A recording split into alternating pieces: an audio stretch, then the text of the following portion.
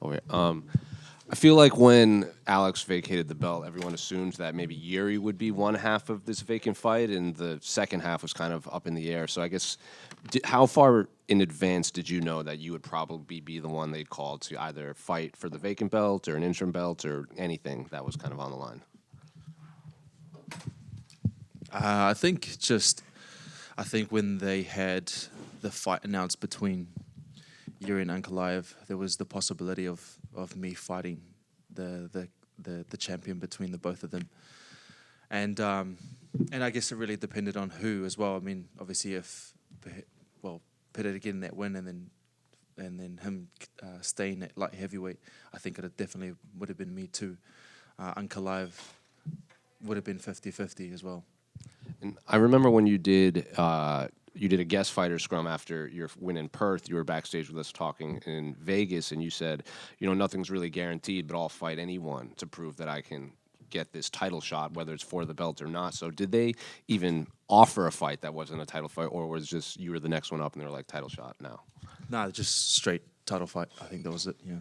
And I guess, what are you expecting from Yuri? Because from the outside looking in, he seems very unorthodox and unpredictable. But when you're breaking him down, is it unpredictable, or do you see a lot of tendencies that you can take advantage of and actually plan for? Yeah, I definitely see a lot of holes in the game. I think there's a lot of fighters that will have holes in their game. It just, I'm purely focused on kind of what I'm going to bring to the table, really. So I go in there and do what I do best. And he has done a few interviews saying that he's aware of the critique that he starts slow and then picks it up as the fight goes on, and he's aware he needs to work on that, and he's been working on starting faster. Does that change any game plan for you, or is it strictly like, Yuri is Yuri, and I'm just going to focus on myself? Yeah, exactly. I mean, I do. I mean, he's a smart man. He's a smart man. I'm sure he's got himself to this level for a reason, and he's not gonna just come in and off the bat throw punches, because he's seen what has happened in the past from guys doing that to me, and I work off that back foot. But then when I want to land, I'll land it. I think it was on the countdown. Your coach Eugene was like, one of the best light heavyweights in the world right here. So was there a moment that you felt like you were the best light heavyweight in the world? Either was a performance or a moment in camp, and you were like, all right, I know I'm going to have this belt eventually. Yeah, I mean, I always knew that I was going to be the best and that I was working towards being the best. I mean, this division, you throw a punch, it can land, and anyone can fall. It's a game of inches. It's a game of inches. So, I always had that belief in myself, and then now we're here. It's just about proving it to others. Do you allow yourself to envision what it's like to have the belt around your waist, or is it you so focused on the fight in front of you? Yeah, I mean, there's always the vision. You got to have that belief and the faith that you can get that belt and visualize it. But I mean, it's I guess the pure focus is me just going in there and getting the work done and handling business. Good luck on Saturday, man. Thank you.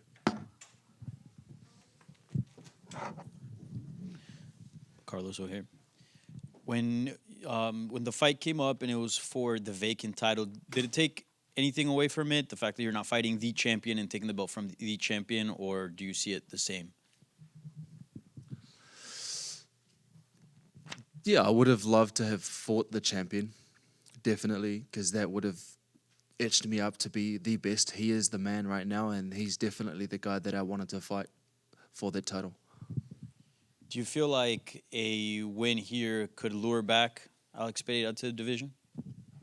I think it could. I think a dominant win here could definitely lure Pereira back to the division and test himself as well. Yeah.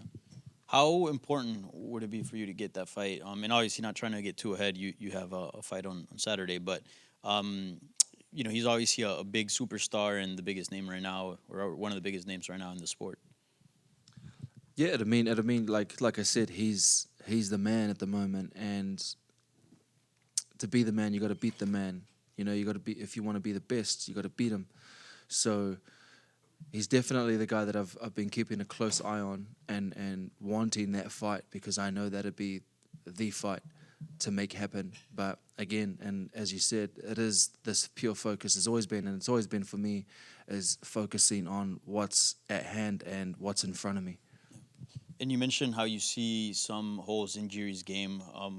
If you don't mind, what are some of the, I guess, deficiencies that you see in his MMA game? I guess it's just it's his defense. You think you'll need all 25 minutes to beat him? No. Thank you. Carlos, right over here. So you started your UFC career out on a loss. Now you're on a 9-fight winning streak, fighting for the belt. Was there ever part of you that doubted that you'd make it to this point, or were you always of the belief that you were going to be fighting for the title one day? Yeah, I definitely always believed it. I always knew, and that was the whole reason why I wanted to, the whole purpose for me being in the UFC was, if I'm going to do anything, I'm going to be the best at it. And any sport, anything that I wanted to do was get to the very top of that mountain. And that's it. That's what I'm essentially here to do.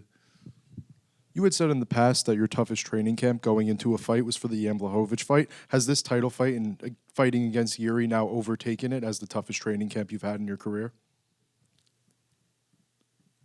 Every camp's going to be different. Every opponent is going to be different to train for. And Jiri being Jiri, but then Jan being what he was, a very durable fighter and very experienced fighter, with his ability all around, that posed a bigger threat. But that's not to take anything away from what Jiri will bring too. So I'm going to go in there and make sure he doesn't start that fire. I saw you had Navajo Sterling in your training camp, and you brought him to Fight Week here. What has it been like to have some of the top prospects at light heavyweight training with you? I know you had Kevin Jousset here as well. Just a lot of guys from New Zealand, Australia that have helped you along the way. What is it like having them here with you? Yeah, big. I mean, Nav just come off a big win, and it's good to have the guys around and add their value to what this camp is, and help me prepare for becoming the world champion. So it's nice to have that and help them prepare for something greater for their careers too. And it's just the camaraderie that we have together as a team. I think that's what brings us together and makes us feel like we're at home. Right here, Carlos. You mentioned having Alex maybe come chase you back down here. Any world in which you follow suit with maybe a recent trend and chase him up to heavyweight with a win?